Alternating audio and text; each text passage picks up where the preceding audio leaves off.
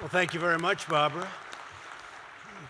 It's so sad that this is live. She said it's live. Well, it's always live. There's always somebody with a phone. It becomes live. Ask a lot of politicians that are no longer in politics.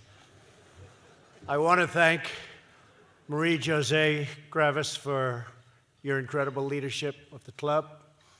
It's an honor to be here. It is wonderful also to be back in New York with so many friends and distinguished leaders, business and finance, academia, and I have to add, in real estate. All my real estate friends are here.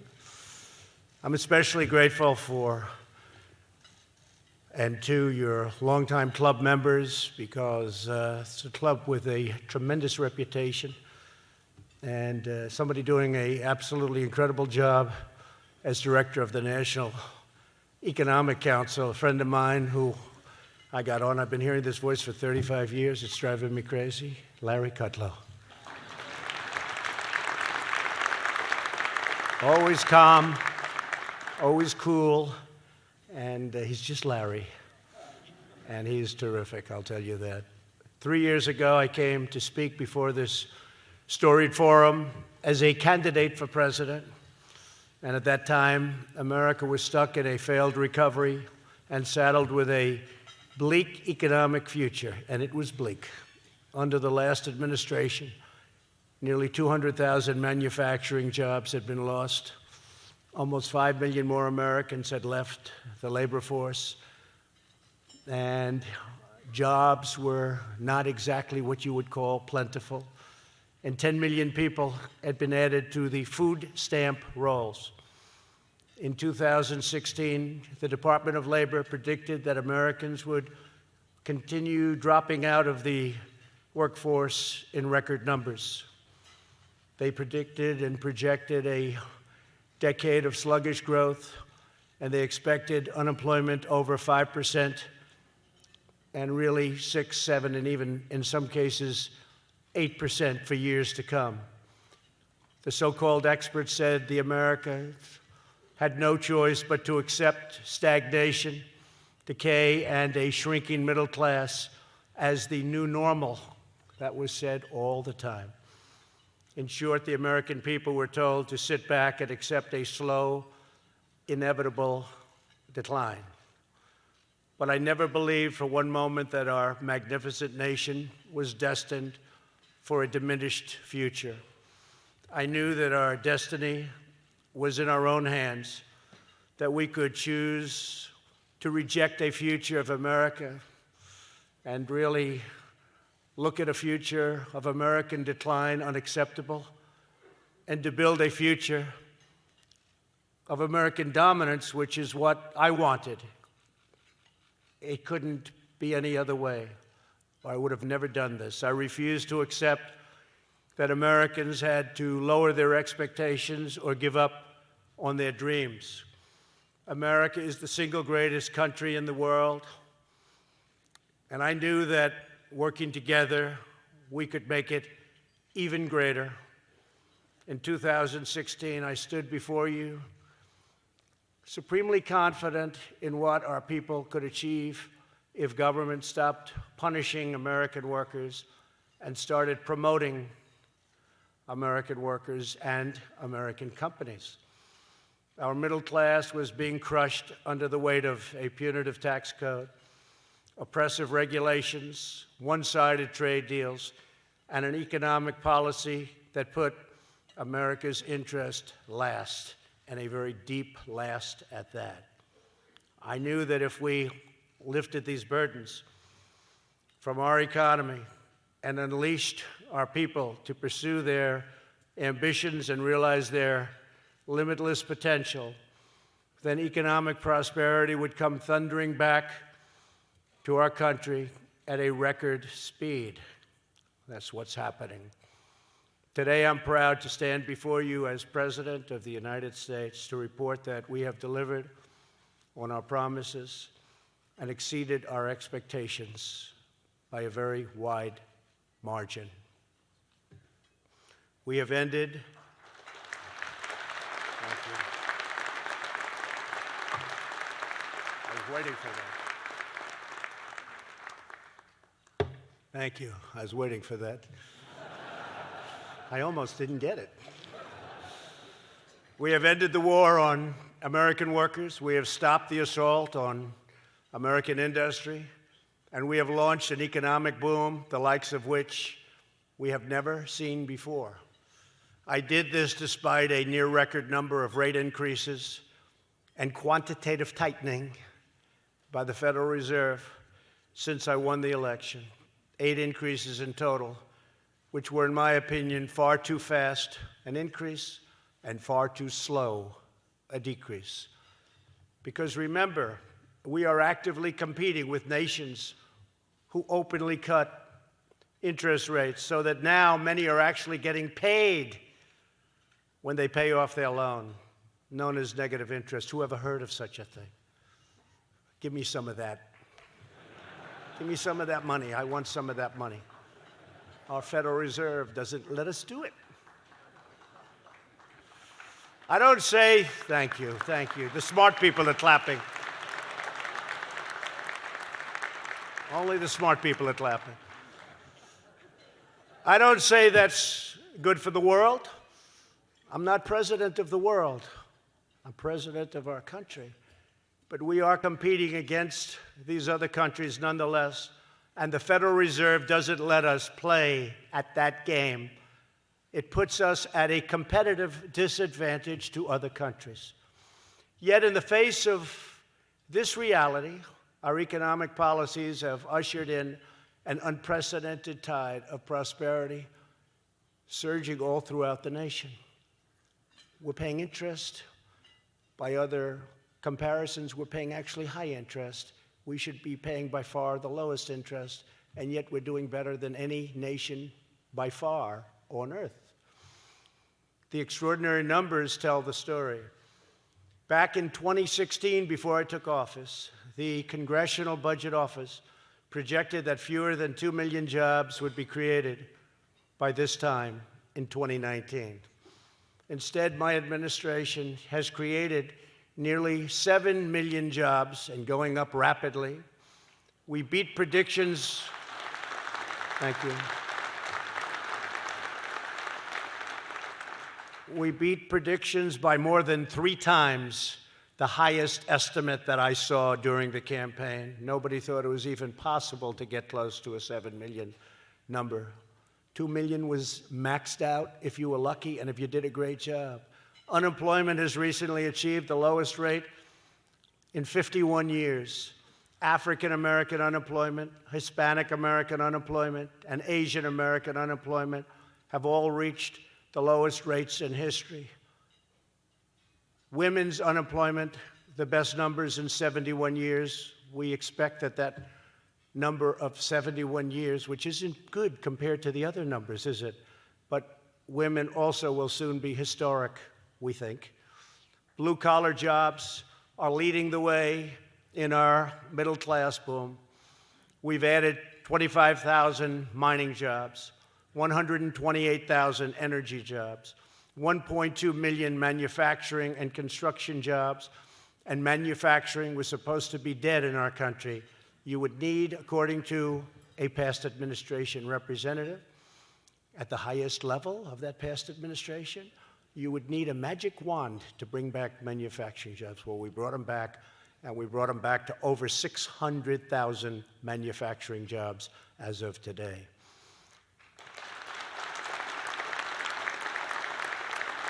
And those are very important jobs.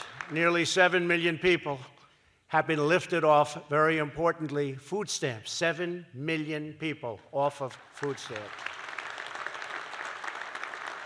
And we're getting Americans off of welfare and back into the workforce.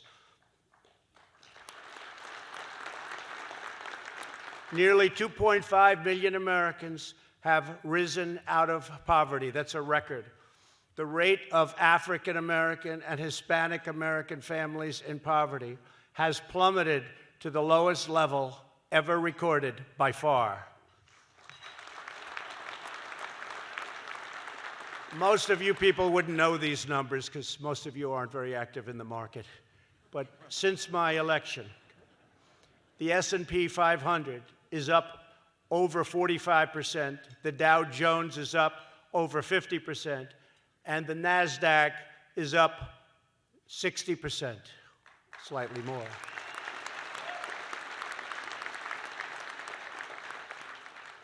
And if we had a Federal Reserve that worked with us, you could have added another 25% to each one of those numbers. I guarantee you that. That doesn't happen. But we all make mistakes, don't we?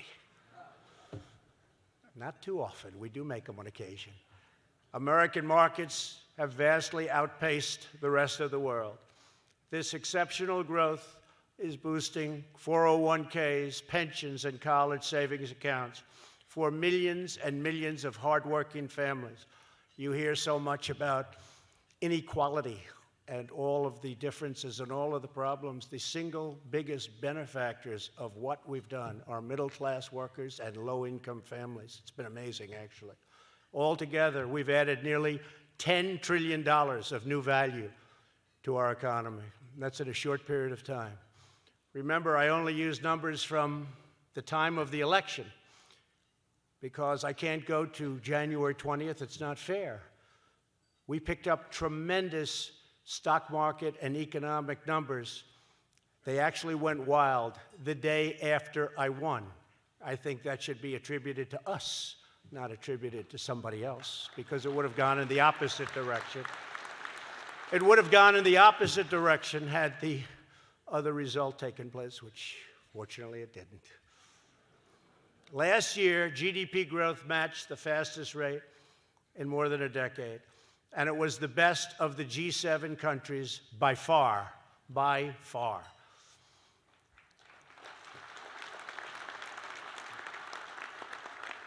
Perhaps most importantly, after years of stagnation and decline, American wages, salaries, and incomes are rising very fast. Median household income is now at the highest level in the history of our country. The average median income under President Bush rose only $400 over an 8-year period. Under President Obama, it rose $975 over an 8-year period. And under my administration, it rose $5,000 over slightly more than just 2.5 years. That's a big difference. And if you remember, President Obama was paying 0% interest for a long period of time, while we're paying a much higher rate of interest. But in addition to the $5,000, we have to add $2,200 for the tax cuts, average tax cuts, and $2,000 to $3,000 for regulatory and energy cuts. So that would be a total of almost $10,000 versus $400 and versus $975. So that's something. So you have over 8 years, you have $400. Over 8 years, you have $975. Over 2.5 years, we're almost up to 3, but this was done and calculated only as of 2.5, and it's only gone up since then. We're at almost $10,000. So our consumers, because of this, are in the best shape probably in the history of our country, and I think it's going to be very long-lasting, very, very long-lasting. This also allows me the latitude and timing to take some of the horrible, incompetent, just terrible trade deals that have been made over the years and make them great. It's like make America great again, make the trade deals great. I don't know if I can use the word again. Make them great, period, because I don't think they were ever any good. Haven't seen it. We were great, and then we weren't so great, but we're great again. And by the way, on jobs, just now, I'm glad this is today, because just now, they just announced we have the highest number of people working in our country, in the history of our country, almost 160 million people. We've never been close to that number.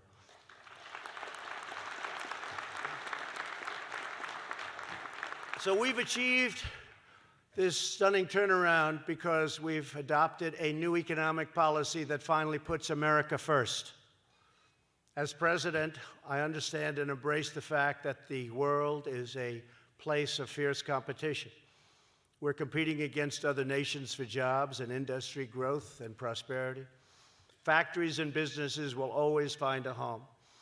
It's up to us to decide whether that home will be in a foreign country or right here in our country, our beloved USA, and that's where we want them to stay and be and move to. If we want our families and communities to prosper, America must be the best place on earth to work, invest, innovate, build, pursue a career, hone a craft, or start a business. We want companies to move to America, stay in America, and hire American workers. My mission is to put our country on the very best footing to thrive, excel, compete, and to win. For many years, our leaders in Washington did the exact opposite. They imposed the highest corporate tax rates in the developed world, so high that people couldn't even understand what they were doing, and they would leave. Very, very smart executives didn't want to leave, but they would leave, sending our jobs and everything else all aflutter. They waged an unethical regulatory assault on the American people. They tried to shut down American energy, and by the way, they're still trying. You want to see energy shut down? Take a look at what I'm competing against on the other side. I don't think they even believe in energy. So far, I haven't found any form of energy that's acceptable to them. I think they think the factories are just going to work without energy, don't they? They don't have a clue, these people, but I don't want to mention it yet. I want to wait a little bit longer. Let them go a little bit further so they can't take it back. Because as a campaign, I like it. I like it very much.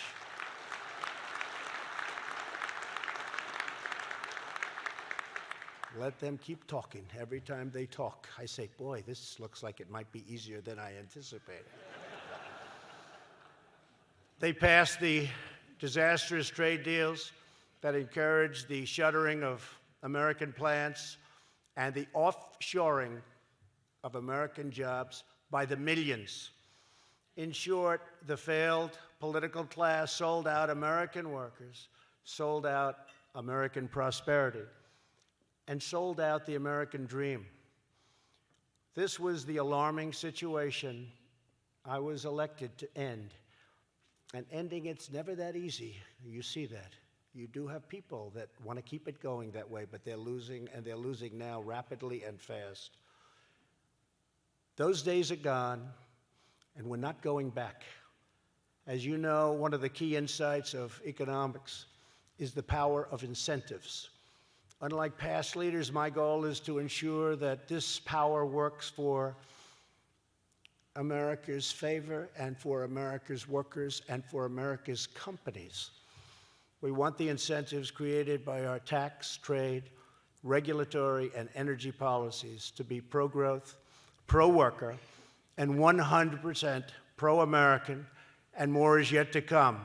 If we take back the House in 2020 and retain the Senate and the White House, you will see things that even this room, and you've experienced a lot of great times over the last 2.5 years, but even you will be surprised to see. We have tremendous economic potential. We have tremendous potential. We have tremendous economic potential. At the heart of our economic revival is the biggest tax cut and reforms in American history. We provided massive relief for working families, saving $2,000 a year for a typical family of four.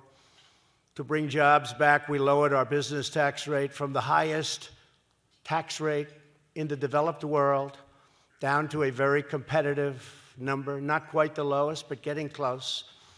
And we may even be able to get there one day, in the not too distant future. And by the way, we're taking in more tax revenue with these greatly reduced rates, 21%, and it was 39%, but when you added everything else, it was well into the 40s, and you couldn't bring your money back because that was prohibitive. Both ministerially and from an economic standpoint, the rate was so high. but we've brought it down to a level that we're very proud of, and we think we can bring it down still more, and yet we have more tax revenues coming in to our Treasury than we've ever had before. That tells you something right there. Since then, nearly $1 trillion have returned to our shores where that money belongs. Couldn't get it back. No matter what you did, you couldn't do it. It was not only the rate being so high, but the bureaucracy, the documents, the signings, nobody could do it. To promote investment in distressed American communities, our tax plan created nearly 9,000 opportunity zones, which are one of the biggest successes that you've ever seen. I don't think there has ever been anything like it. Worked with Tim Scott, Senator Tim Scott, South Carolina, and many of the great senators that we do work with, and frankly, Congress. So we passed something that nobody thought was possible to get passed, and nobody thought it could ever work the way it is. Capital gains on long-term investments are now taxed in an opportunity zone at zero, and money is flooding in. Investment is pouring into these long-neglected communities. The government wasn't putting money in, nobody was, they were dying. And now tremendous, they call it neighborhood push. It's incredible what's happening. It's not spoken of by the fake news media, but they should speak about it, because I will tell you, it's one of the great successes that we've all had. And it's employing tremendous numbers of people, and you have communities that were down and totally out, and they're reviving like nobody's ever seen. Opportunity zones, remember those two words. We believe in no American left behind, and we understand the enormous power of investment, capital, and opportunity to revitalize communities and bring hope where it is needed the most. To liberate our economy, my administration launched the biggest, boldest, and most ambitious campaign to reduce regulation. Nobody has ever come close. No administration has ever come close. In 2.5 years, we've done far more than any other administration, whether it was 4 years, 8 years, or in one case, more than 8 years. Nobody's come close to doing what we've done with regulations.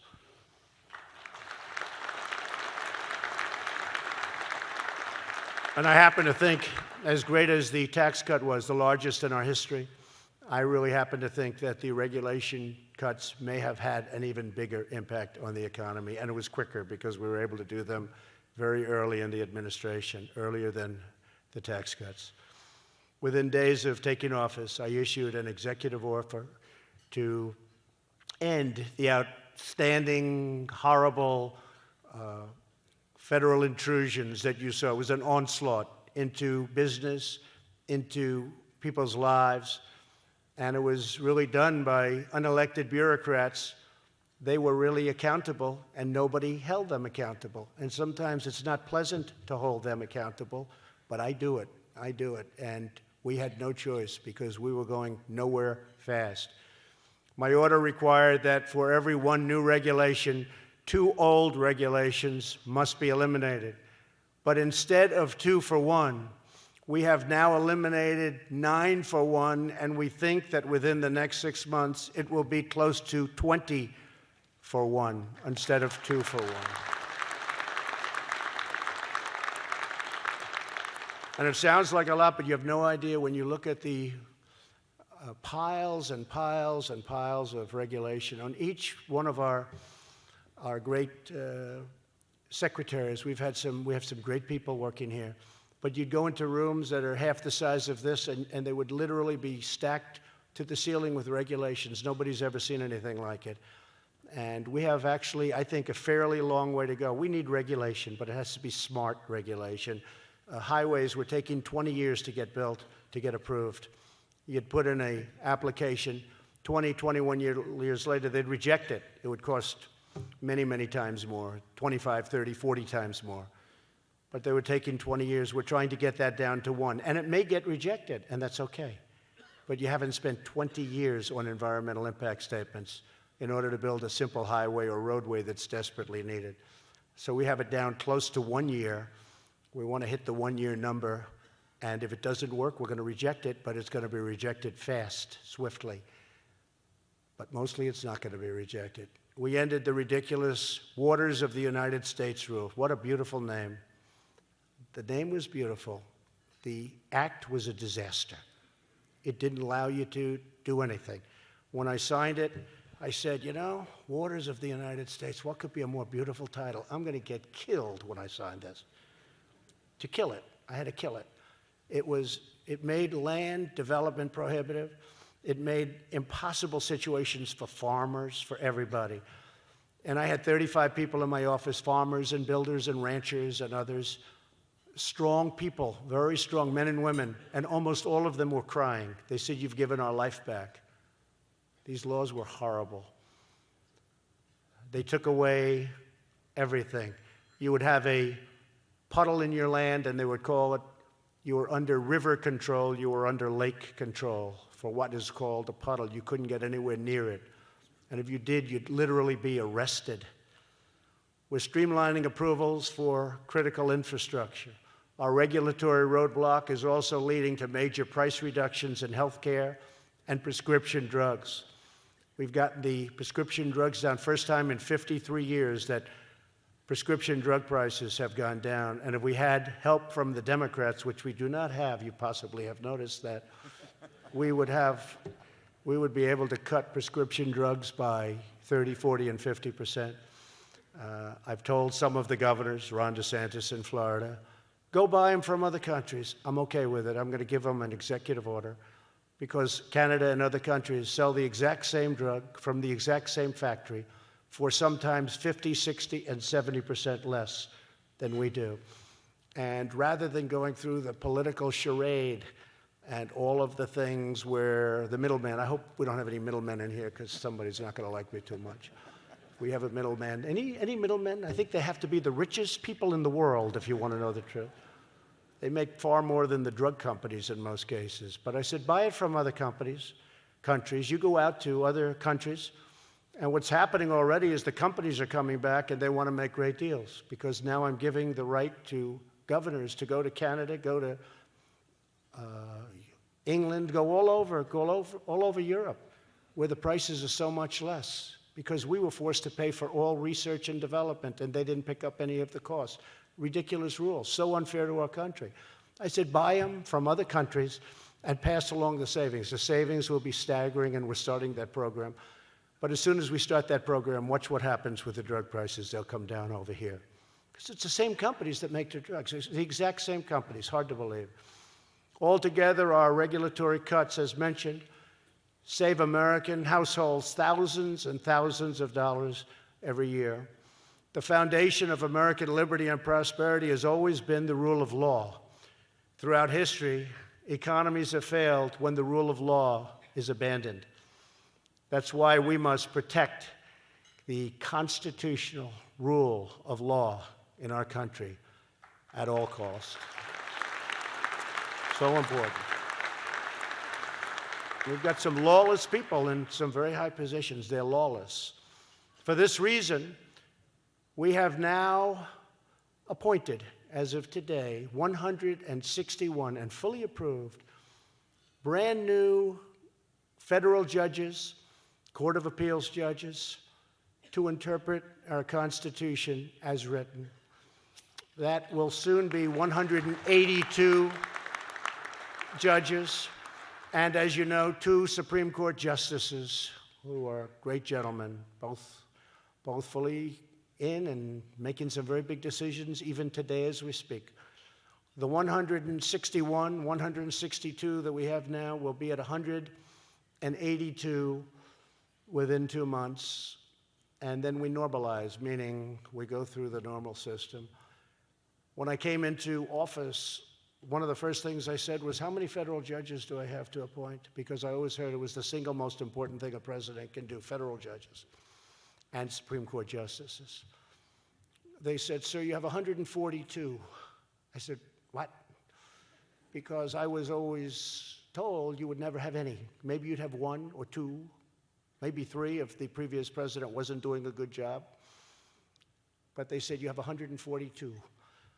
I said, you have to be kidding. And we did. We had 142, and we've added to that through different things. And we will be at 182. That will be a record. Nobody's ever done that before. It was shocking. But I just want to say thank you very much, President Obama. We appreciate it very much for the 142. Thank you. I'm sure his party is thrilled with him, but if they aren't, they won't say anything. Don't worry about it. Thanks to these and other policies, last year the World Economic Forum recognized the United States as the globe's most competitive economy. We've put it back into this position where we are competitive like no other nation. To fuel our economic boom, we are boldly pursuing American energy independence. And you see that in the Middle East, where ships are at great danger. And they keep saying, what happened to the American ships? They don't see too many American ships over there anymore. Do you notice that? We stopped the radical crusade to dismantle U.S. energy production and empower rogue regimes. We withdrew from the one-sided, horrible, economically unfair, close your businesses down within 3 years. Don't frack, don't drill. We don't want any energy. The horrible Paris Climate Accord that killed American jobs and shielded foreign polluters was a disaster for this country. Ask them, how are they doing in Paris with your Paris Accord? Not too good. And I will tell you, when I signed, that was another one. Clean waters of the United States, well, the Paris Accord too. And I said, this is going to take guts. I just closed my eyes and I signed it. I got one day of a big hit from some of the radical left newspapers, and then after that, everybody thanks me. They thank me so profusely. You're talking about trillions and trillions of dollars of destruction would have been done to our country with the Paris Climate Accord. And it is so unfair. It doesn't kick in for China until 2030. Russia goes back into the 1990s, where the base year was the dirtiest year ever in the world. India, we are supposed to pay them money because they're a developing nation. I said, we're a developing nation too. Why aren't we? Under the WTO, China is called a developing nation. So we wrote him a letter recently. Larry knows it. I'm not sure Larry liked the idea too much, but he went along with it. We wrote him a very tough letter, Larry, and we said, what? I wrote the letter. Oh, Larry wrote it. He said, oh. Well, you hopped on that bandwagon quickly, didn't you? That's okay. But we wrote him a letter, and we said much more strongly than the letter that not fair to have China as a developing nation. One of the reasons they've taken advantage of us is because of that, and we're considered the big fat cow, and no longer. We have a lot of things to work out. And I will say this, because they know that I'm very tentative on the WTO, we're winning cases for the first time. We just won a $7.5 billion case. We never won cases. They'd rule against us because they said, hey, don't worry about the United States. They're the stupid people. Don't worry, rule against them. Keep rule. We had case after case. Now we're winning cases because they really think that I'll do something very powerful, which we have the right to do. And they're right when they think that way. And we're winning a lot of cases at the WTO level that we never even would have thought of winning before. America is now the #1 producer of oil and natural gas on the entire planet Earth. Net energy imports.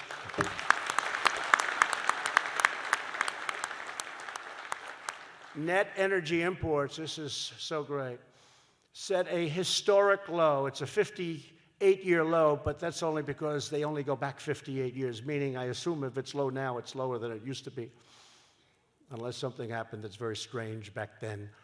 But it's at a historic low.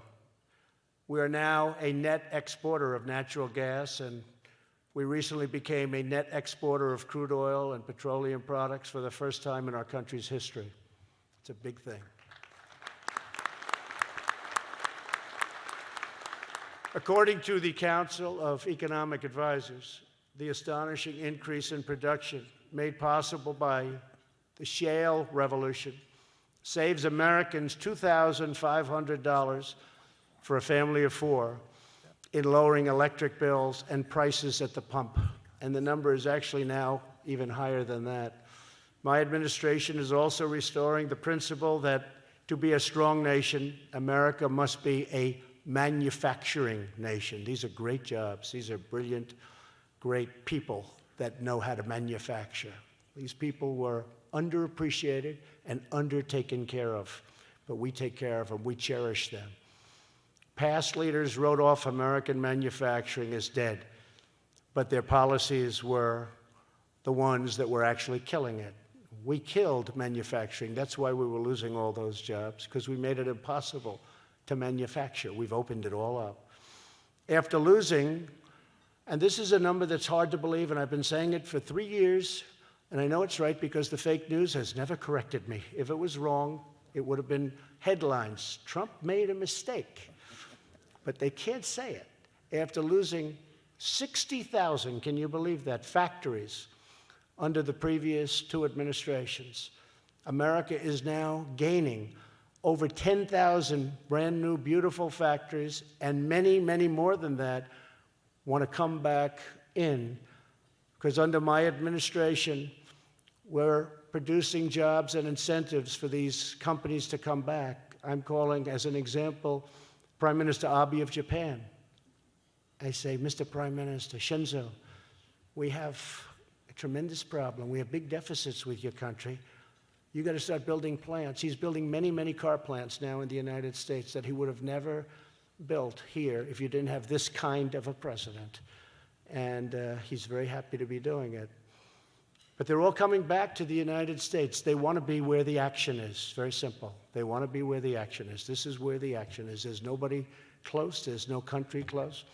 When I meet with the leaders of countries as they come in, kings and queens and prime ministers and presidents and dictators, I meet them all. Anybody wants to come in. Dictators, it's okay. Come on in. Whatever's good for the United States. We want to help our people. But the first thing they say to me almost always, congratulations on your economy. They all say it, congratulations. It's incredible what's happened to your country. It's incredible what's happened to your economy. First thing they say in almost every instance.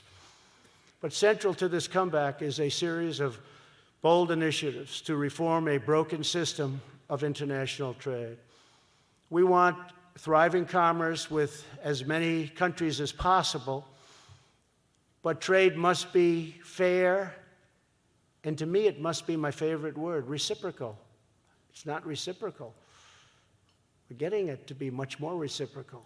The American market is the most valuable and coveted market anywhere in the world.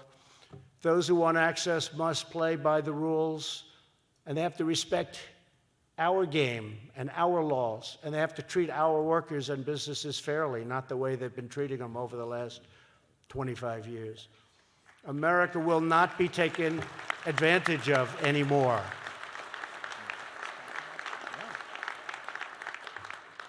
Many countries charge us extraordinarily high tariffs or create impossible trade barriers. Impossible. And I'll be honest, European Union, very, very difficult. The barriers they have up are terrible. Terrible. In many ways, worse than China. We're working on legislation known as the United States Reciprocal Trade Act, meaning quite simply, what's good for them is good for us. They want to charge us, we charge them. It's a very simple thing. Even people that aren't well-versed in what we all do say, I went to a couple of senators, went to Lindsey Graham. I said, Lindsey, let me ask you, what do you think of that? They're charging us 100%, we'll charge them. That makes sense to me. Really does make sense to everybody, because it's very unfair the way we're treated by certain countries. There are certain countries that the average tariff is over 100%, and we charge them nothing. And then they call it fair trade. That's not fair trade. That's stupid trade.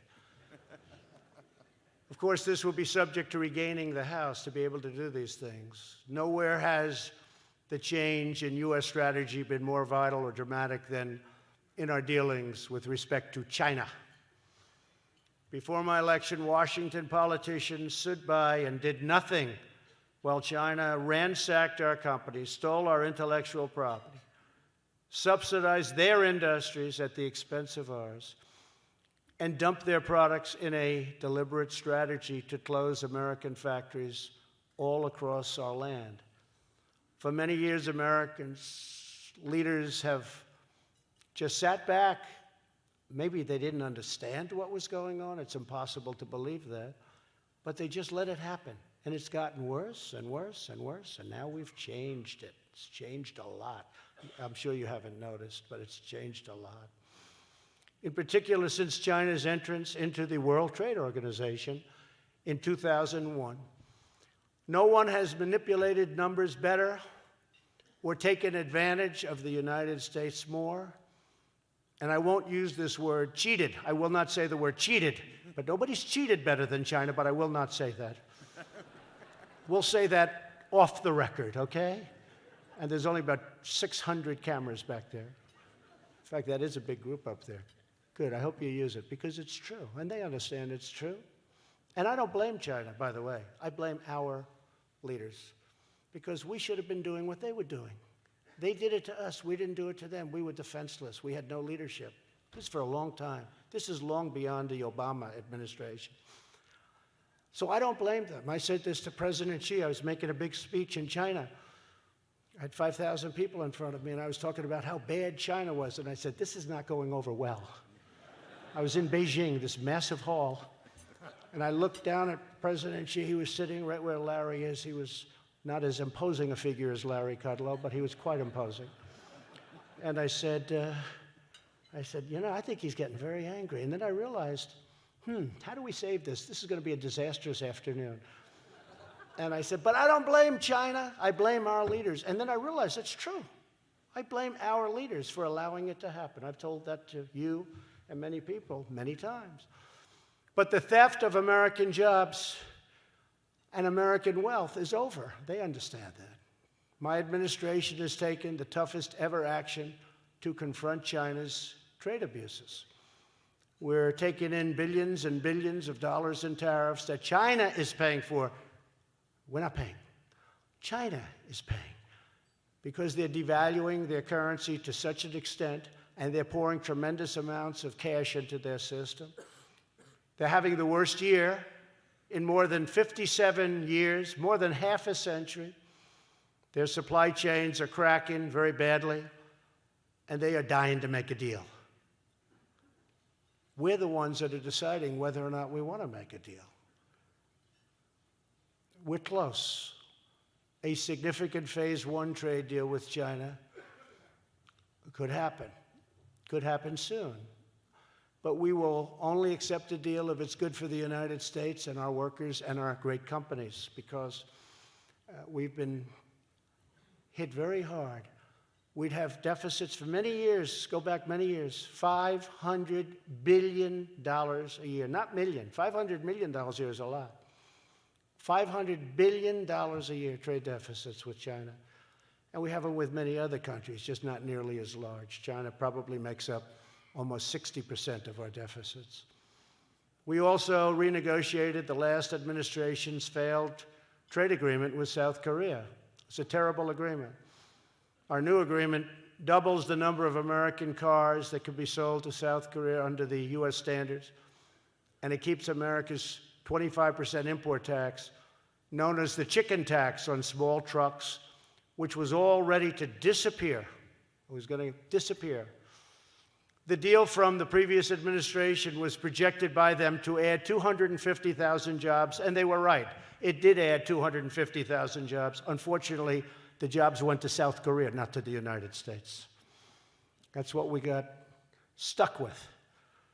We also struck a deal, which is historic, with Japan. It's just partial, because we're having very tough negotiations and strong negotiations with Japan to substantially reduce barriers for American agriculture and facilitate $40 billion in digital trade and agricultural purchases. That deal was signed.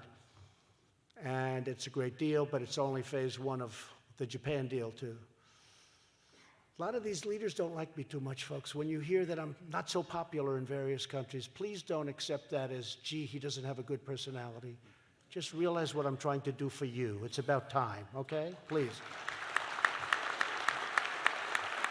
They recently came out with a poll that President Obama is much more popular in Germany than I am.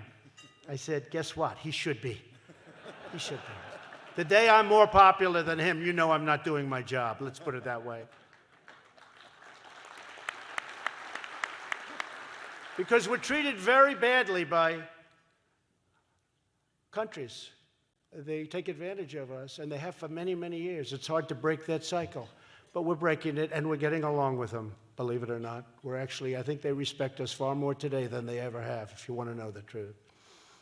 We're replacing one of the worst trade deals ever in history, NAFTA, with the brand new U.S.-Mexico-Canada agreement, a historic win for American farmers, energy producers, and manufacturers. And the reason it's such a good deal for us is I said, listen, if you don't sign this deal, we're going to charge you tariffs on your product coming into the United States, including all of those cars that are now manufactured in Mexico. 30% of our business was lost over the last 20 years, went to Mexico. I said, so if you don't sign it, so it's good agreement, we're going to just charge you tariffs. And they signed everything we wanted. The USMCA will create up to 500,000 American jobs and add at least 1.2% more to our total GDP, and it should be much higher than that. Yet Democrats in Washington would rather pursue outrageous hoaxes and delusional witch hunts, which are going absolutely nowhere, don't worry about it, than pass the USMCA and deliver real stuff for the American workers. It's a great bill, USMCA, and put pressure on the Democrats. There's tremendous pressure already. And most of them, if you had a vote today, I think most of them would actually vote for it. But Nancy Pelosi, nervous Nancy, has to put it out there and sign. And if she doesn't, she's doing her party a tremendous disservice, and she's doing this country a tremendous disservice. As we create millions of new jobs, we are also transforming lives. Under the last administration, nearly 1.8 million Americans in their prime working years simply gave up. They gave up looking for work altogether and dropped out of the labor force. Under my administration, 2 million prime-age Americans have come off the sidelines already, people that we thought maybe would never work again, and they fully rejoined the labor force, something we're very proud of. And this includes a group that was having a hard time from the day of our founders, the day they signed. These people have had a hard time. They're former inmates, people that went to jail, who are getting a fresh start thanks to the landmark criminal justice reform bill that I signed into law, but maybe equally so because the economy is so good. They're coming out of jail now and they're getting jobs. And I will tell you, the people that have been hiring them, and I get reports, they cannot believe how good they've been, and obviously not in all cases. But it's incredible. First time they've ever had an opportunity. They get out of jail and they end up with a great job, and they cherish the job more than you would, more than I would. They can't believe what happened to them. And they're doing a phenomenal job. First time it's ever happened in the history of our country. It's really terrific.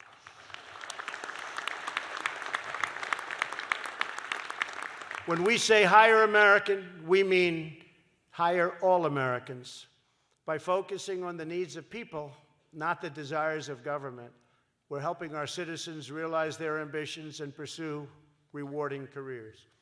Over 1.1 million fewer Americans are now forced to rely on part-time work today than when I was elected. That's a tremendous number. People are working 2 jobs and 3 jobs and making less money than they made 21 years ago. That was the stat. A record number of Americans are quitting the job that they have to take a job that they like even better. They like the job better. They like getting up in the morning, like we all do. They like going to work. And they have something that they can do, and they're getting paid more money for it, which is something that's probably never happened before in this country to the extent it's happened now. This increased competition is driving up wages for blue-collar workers, who are the biggest beneficiaries of what we're talking about and all the things that I'm mentioning today. Real weekly wages for the lowest paid earners have grown more in the first 3 years of my administration than in the entire decade before my election, and decade and much more than that. Since the election, real wages have gone up 3.2% for the median American worker, but for the bottom income group, real wages are soaring, a number that's never happened before, 9%. And that means you might make a couple of bucks less in your companies. You know what? That's okay. That's okay. This is a great thing for our country. When you talk about equality, this is a great thing for our country. Our tight labor market is helping them the most. Yet Democrats in Washington want to erase these gains through an extreme policy of open borders, flooding the labor market and driving down incomes for the poorest Americans and driving crime right through the roof. They want nothing to do with looking at the people that are coming in. And some very, very bad people are trying to get in. But we're building the wall. It's going up rapidly.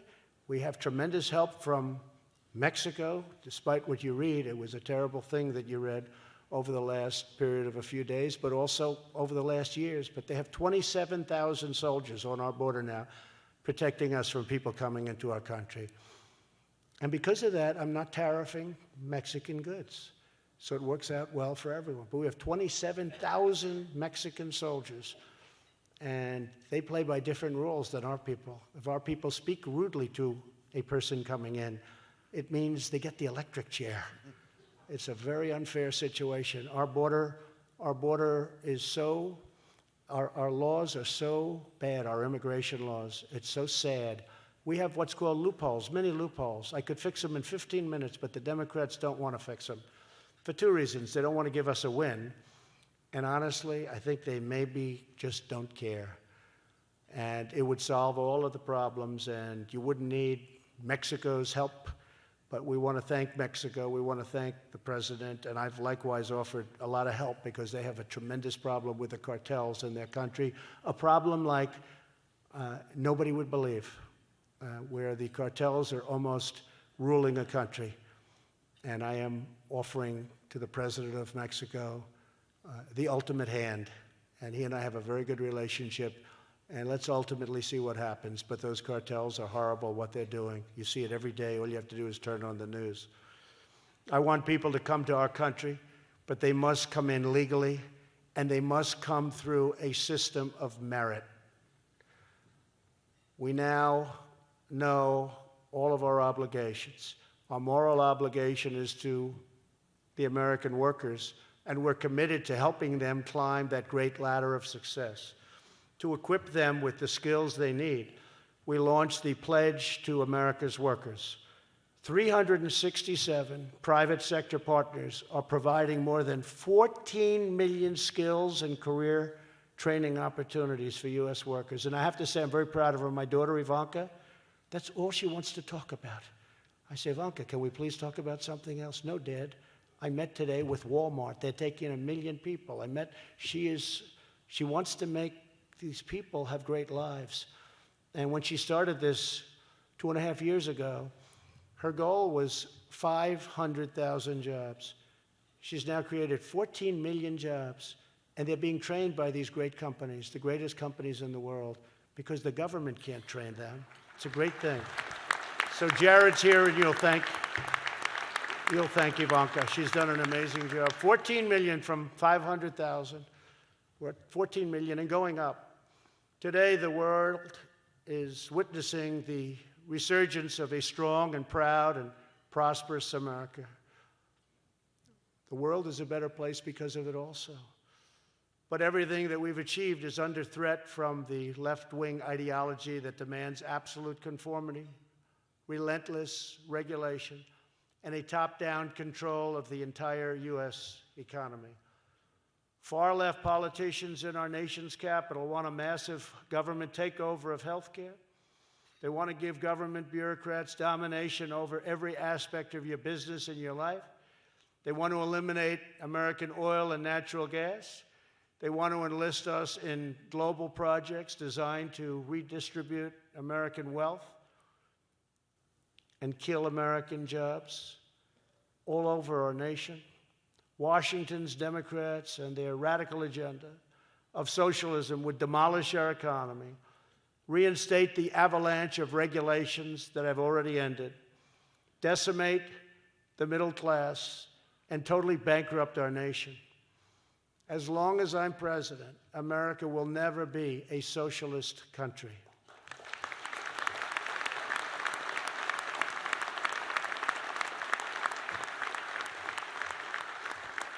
We are reawakening the majestic spirit of enterprise and exploration, discovery, and all of the other things that we need to create that exceptional character that our nation is developing now more than at any time in the past. We're a nation of unbridled pioneers and adventurers and risk takers. We inherit the legacy of courageous, free, and independent souls who ventured across oceans, braved the wilderness, settled the frontiers, tamed the Wild West, and raised up towering cities of concrete, iron, and steel. Our American ancestors produced miracles of science, lost so many lives, but launched revolutions in technology, created groundbreaking new industries, built the railroads that linked our cities, fashioned the skyscrapers that touched the clouds, and gave us the most prosperous nation to ever exist on the face of the earth. This is our American heritage. This is who we are. This is who we will forever be. We believe in the dignity of work and the nobility of each and every American worker. We believe the future is forged in the mind of the American inventor, the soul of the American craftsman, the heart of the American entrepreneur, and the faith of the American investor. We know that there is nothing we cannot achieve as one team, one people, one family, and one glorious nation under God. With everyone here today and millions of patriots across our land, we are making America stronger, prouder, and greater than ever before. And ladies and gentlemen, the best is yet to come. Thank you, God bless you, and God bless America. Thank you very much. Thank you.